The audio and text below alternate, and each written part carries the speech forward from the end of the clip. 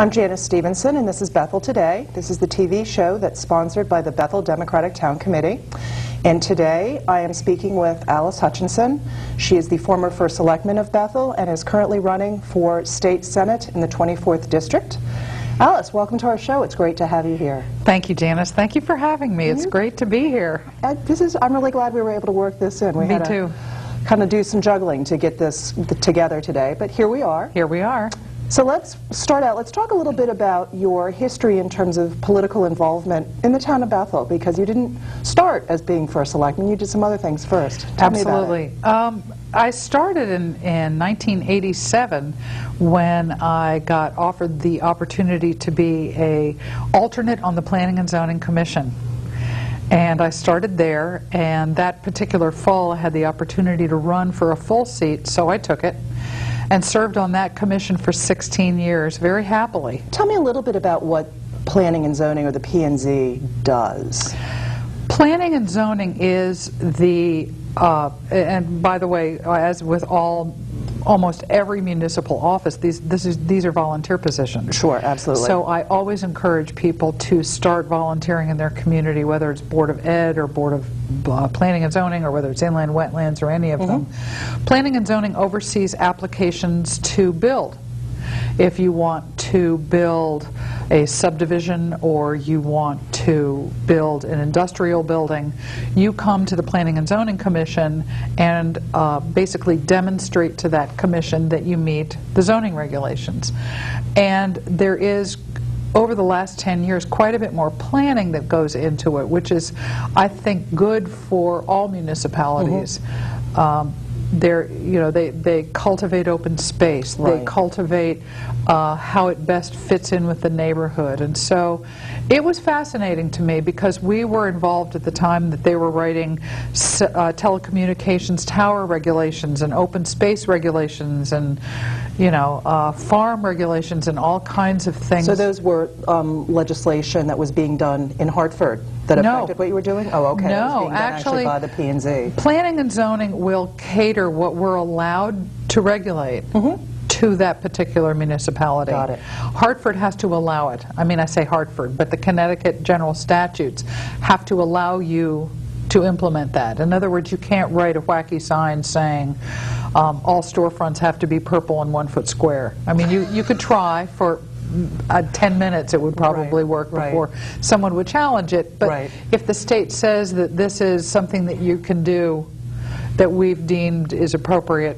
throughout the state, then you can write those regulations for your town. So it was great experience. I had the fortunate opportunity to work on the I-84 study, which was really great. They took exit 2 all the way out to exit 10 and looked at all of the on and off ramps and the width of road and the breakdown lanes, and drafted a proposal for how to improve it. I mean, we all know when you're coming south on Route 7 and you get onto 84 and you try and whip off the road to exit 8, we basically called that the suicide exit. I mean, it's crazy. Horrid. It's horrid. Yeah. It is horrid. And there's a couple of others. We were looking at whether to add an extra off-ramp in Danbury. And I know that when they went through that public hearing process, which I attended back in the day, it would impact a lot of neighborhoods and a lot of properties. So there's always this huge process that involves the community, which I find so fascinating, because people really know what their own little neighborhood needs. Right. And so anytime there's a public hearing, people would come in and say, yes, but you've forgotten about such and so, and you go, oh, okay. Obviously, the I-84 study is still there. Right. But funding is that much more critical than it was even 10 or 15 years ago. Yeah, makes sense. But planning and zoning gave me a really good foothold on what it was to serve in a volunteer elective office. I would encourage anyone to give it a shot. And then in 2003, I was given the rare opportunity to run for First Selectman, and I just love that job. I loved that job. It was a great job. It was a rare honor to serve the town of Bethel. We got a lot done. Yes, I seem to remember we passed a referendum to get that high school renovated. Yes, we did. And I love that high school. I think it's so great to open the doors and have children and teachers in it working very hard. So I'm very proud of that referendum. Yep. We never had a fire marshal. We now have a full-time fire marshal. We didn't have, at the time we had someone serving as a safety officer that we doubled up as a HR director and also a grant writer. So we wrote a lot of grants that we'd never really had anyone sort of focus and targeting municipal grants. So, you know, as a first selectman, I negotiated 4 union contracts. I managed a $54 million budget, which seems small in comparison to the state of Connecticut budget, but it lends itself to a certain kind of experience. And Bethel is a wonderful municipality. It's interesting at the similarities between Bethel and New Fairfield, because I worked in New Fairfield at the Playhouse that was up there for a long time, that's now Stop and Shop. So I was up there for 7 years. And it's much more similar than it is different. And then part of the 24th district that I am pursuing at this point is also Sherman, and of course the city of Danbury, which... Is it all of Sherman? All of Sherman, all of New Fairfield, the city of Danbury, and the northernmost part of Bethel. Okay. It is about 98,600 people. It is... Give or take. Give or take. And I've walked as much of it as I possibly can, just greeting people. Sure. But it is so interesting in its cultural diversity and in the different neighborhoods. It's funny, I know you know this, that when you have walked door to door in a neighborhood, you never look at it the same way again because you've met the person behind the door. That's absolutely true. And I have, in all of the years that I've campaigned since 1987, only ever had one door slammed in my face. People are very generous. So things are comfortable, you're getting a good response then doing the door-to-door this year? Yes, and I actually, I was almost surprised because this campaign, I mean, I started meeting people and going to events about a year ago anyway, just because I really needed to know the other municipalities better than my own. I mean, I know Bethel. Right. Danbury, I've spent quite a bit of time in. I've worked in Danbury. My children went to Immaculate High School. But there's subtleties to any large city that you really need to spend time in to get to know. And I have loved it. I've just loved this campaign, even if it's just for the relationships that I've made. But learning about the needs of different areas of the community and so forth. So what really brought you to the decision to pursue the state senate? That's a very interesting question, because I was completely fulfilled as a first selectman. I really felt that all of the skills that I enjoyed using were fulfilled in that job. And I took a different job when I was out of office in a private school in New Milford. And then this opportunity came along, and I found it is driven by the person that is in there now, does not represent how I feel about Connecticut. Okay. And it's really almost tactile. I mean, I don't feel the same way about the services that need to come back to Danbury particularly. Okay. And Bethel, New Fairfield, and Sherman as well. I don't feel the same way about, I'll give you an example. Okay. This past legislative session, there was a jobs bill that was voted on. Okay. And actually, you can ask Denise Merrill quite a bit about that, because she herself sponsored that bill. It was just so that we mention this, Denise Merrill is actually running for Secretary of the State. I apologize. Ticket. I don't mean to sound like insider baseball, she is a Secretary of the State candidate, but is currently a legislator. Right, she is a right. representative on the floor. Right. She sponsored a jobs bill that got a great deal of bipartisan support, as well it should have. So all of the senators voted in favor of it, which every one of them can be proud of. Right. When I look at another bill, and it's a sustainant bill, and sustainant, that particular bill was to create a group of people, a little board, a little group of people to review the regulations or surrounding health care and their changes, and recommend to this next legislative session in January how to merge that with Connecticut. Okay. In other words, how to take the changes in the federal regulations concerning health care and how they work for us, where they don't work for us. Sure. You know, you just needed people that really knew about this particular area of the universe. Sure. Reviewing it and saying, this we can use, this we can't use, this is going to change this is how we have to amend this, you know, finessing it and making it work for us and all of the people in the state of Connecticut. And getting it started so that we're going to be proactive about it long term. Sure, and then when my now opponent opposed that, I thought, well, wait a minute, look at all the people that could really benefit from this. And I started to look at the voting record, and I realized it didn't reflect what I considered my ethic and what I believe in terms of helping. I don't mean to sound, you know, like a softy here, but I really think that people don't need government to run their lives. They just need to make it easier for them.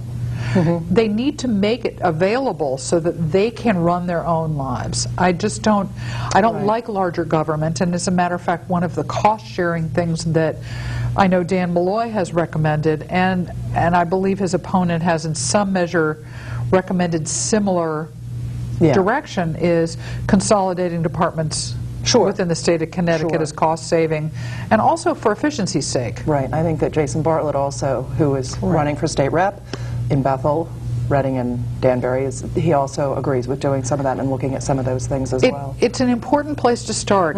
It really allows the general public to see that legislators are serious about taking on what is a crisis in the financial industry and a crisis in Connecticut's budget. That you start with your own and you thin it out and then you move forward. And it's imperative. It's imperative that we work together on this. I really feel strongly about that. So how I jumped in was the question. I just couldn't not jump in. All right. Now, it seems to me that this year there's three things that I've had everybody bring up when I've interviewed them. It's transportation, jobs, and to a certain degree housing. And I know that certainly housing is something, based on the planning and zoning background, you're very familiar with.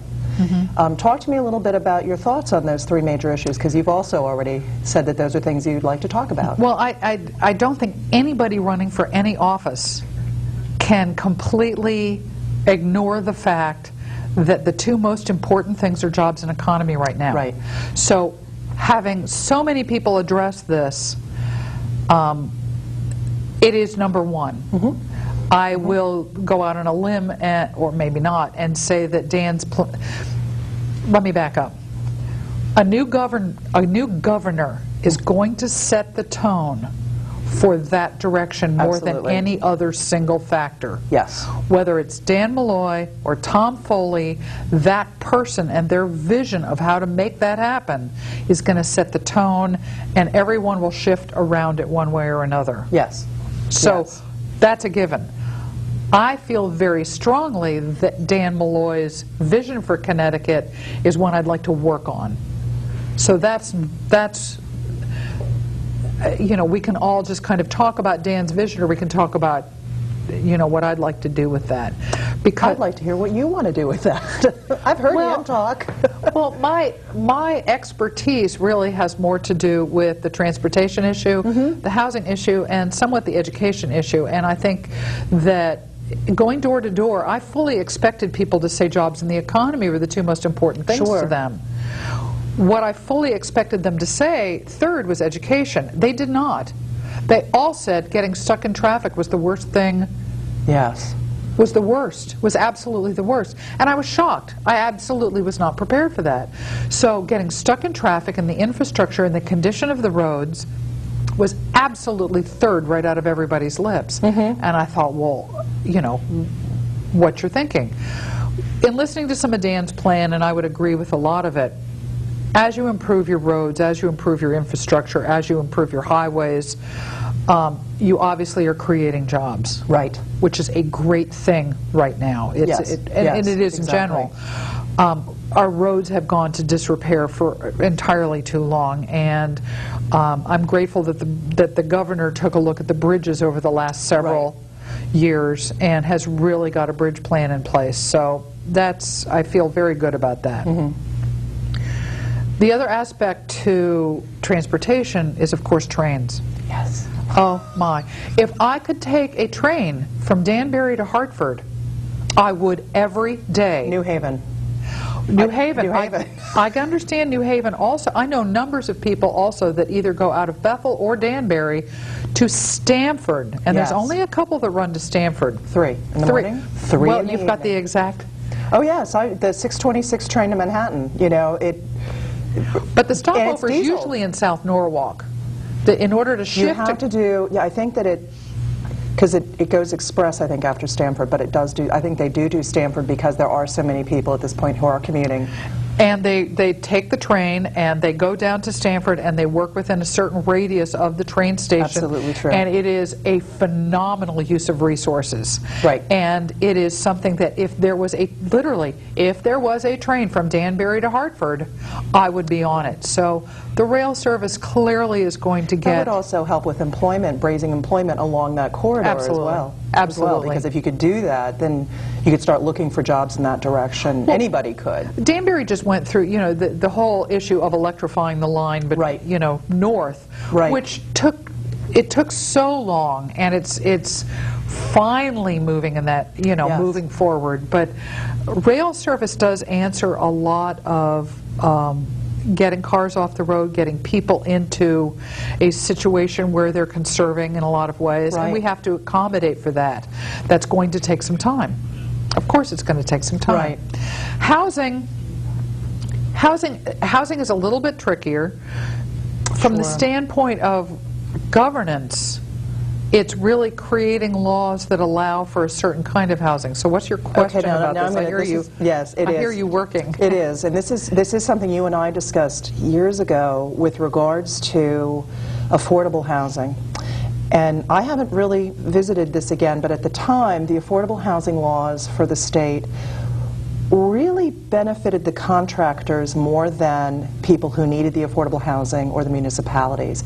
Do you know if that's changed? And I know that we didn't talk about this today, so I'm kind of coming out of left field, but it brought up because it is something you and I have talked about in the way back. It was written at a time to improve the climate for building, which was not bad at that time. So I don't criticize the moment in which that legislation was created. Unfortunately, like any law, you can always find a back door in to abuse it, and that law has actually been abused quite a bit in Bethel, I do know. New Fairfield hasn't seen as much of it, and Sherman won't because they don't have sewer and water run. One of the key issues with affordable housing, as capital A affordable housing, is that you have sewer and water to the site. So Danbury deals with it very differently. I mean, they have a different process than the towns do. But I think what we have to remember is there's a difference between a municipality creating housing and an individual creating housing. And individuals obviously will try to buy a suitable piece of land and develop it in an appropriate fashion. There's been a lot of discussion as to what happens with the old Union Carbide property off of Exit 2 in Danbury. Certainly there have been a great deal of good planning going into that, because it started off as one thing and now has moved into a different direction. And Right. I'm cautiously optimistic that that will be developed well. I think one of the things that Bethel's done, and I've heard the other municipalities adopt it in their own version of Sure. a flavor of this, is when you bring in a subdivision, 10% is dedicated as open space. Correct, And yes. if for some reason the lot or the configuration doesn't allow for that, you provide a fee in lieu of open space. Yes. And up at the Sherman picnic I just attended for their land trust, they talked about their version of that legislation is in place. And I think every municipality, the more crowded Connecticut becomes very aware of where their open space is, how to protect it, and if they can add to it, it's a good investment for our future. Absolutely.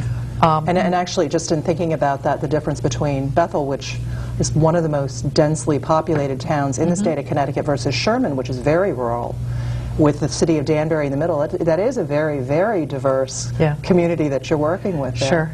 Sure, and Cool. so the discussion of open space is different for each community. Right. And the need is different for each community, but I think one of the things that you were addressing was the need to create affordable places for people to live. They continue to be affordable as those properties. My 29-year-old son just had moved to New Hampshire. Yeah. He couldn't afford to live here. I'm Right, and that's a hearing huge that issue. everywhere. Yeah. I want to live here. I can't afford this. I can't afford the taxes. I can't afford this to rent.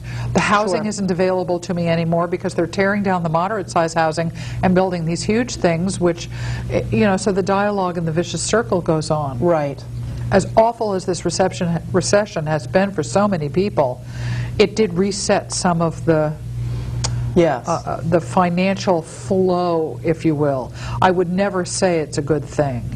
Too many people, and indeed my child moving out of state, it's been a difficult Sure. couple of years for people. Yeah, absolutely. Absolutely. So we've talked a little bit about the transportation. Let's talk a little bit about education, which you thought would be a top 3 and didn't quite make it, and also just a little bit of your background, because you have a background in education. Actually, yes, I do. I am still a certified teacher to teach grades 4 through 8. I have a master's in teaching from Sacred Heart University, and student taught in Bethel's Middle School for Bill Benzing, who is no longer with us, but well loved. I loved being in the classroom.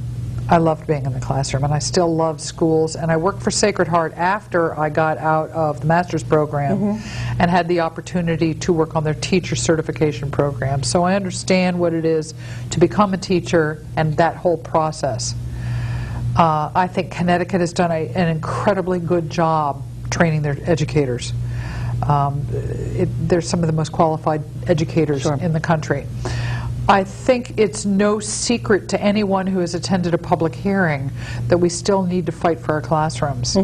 I watched Danbury go through their public hearing process for their budget, and there was an art, I'll never forget this as long as I live, there was an art teacher that stood up that said, if you make the cuts that we have heard discussed, I will be the only art teacher for 1,200 middle schoolers. Wow. So there is a real legitimate reason to stand up for, and I don't mean just the arts, but math classes of 30 kids. That's an issue. You have to always remember that the future of our country is sitting in that classroom. Exactly. And if we do well by that population, then the country can take, people will take that and move on and be creative and be well trained, and I think everybody is very concerned that the United States is going to lose its edge as an educated workforce. Sure, absolutely. And we can't lose that. Right. Do you have any specific things regarding education that you'd like to see happen in the legislature during the next session? Well, I think we always are looking at unfunded mandates. I don't think we can ever completely remove ourselves from that. We need to, if there has been a mandate. As a municipal CEO, there were an awful lot of mandates that came down the chain that weren't completely funded from the state, that we had to go, hello, we are now funding this because you require us to. Right. And it's still, you're still paying taxes on it, whether you're paying taxes to the state or taxes to your municipality. Exactly. It's still coming out of my pocketbook, and I need, as a taxpayer, I want to know that my taxes are spent wisely. Yes. Yeah. I do. Absolutely. I absolutely do. So education obviously is always going to be a front burner for me, particularly children that need a helping hand, particularly school systems that need a helping hand, because we should never ever have missed the mark on Race to the Top. Right. Never. Right. Should never have happened.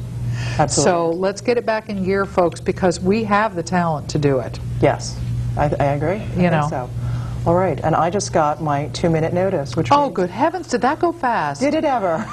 Well, after the election, may I come back? You can. I think that would be wonderful. It'd be great to have you come and chat some more. So we've been speaking with Alice Hutchinson. She is the former First Selectman of the town of Bethel and is currently running for the State Senate for the 24th District. Just because we are getting close to the actual election, which is November the 2nd, want to mention again, if you are going to be out of town on November the 2nd, and that could even be that you commute and you can't get back into town before the polls close, do make a point of getting an absentee ballot so that your voice can be heard in the governing of our state and also our country over the next 2 years. But absentee ballots are available through the town clerk's offices of the various towns to find out exactly when you would be getting, or when they're open, excuse me. You can call the town clerk's office to check that out. And again, polls will be open throughout the state of Connecticut from 6 a.m. to 8 p.m. on November 2nd. And you have been watching Bethel Today. I'm Janice Stevenson. And they're telling me, stretch it out. This is unusual. If you watch this show, you know I usually talk to the bloody end. And we have been talking with Alice Hutchinson. She's running for the 24th District for the State Senate. We have also spoken with she's our Bethel person, by the way. She's not coming down to speak to us from Sherman or New Fairfield, which are parts of her district, but she's our hometown girl, as is Jason Bartlett, who is running for the 2nd District in the Assembly. And we do have other candidates as well, and of course we support Dan Malloy and the rest of the constitutional officers of the Democratic ticket, and of course Chris Murphy for Congress and Dick Blumenthal for the Senate, the United States Senate. I thank you for watching, and we're ready to go. Bye-bye.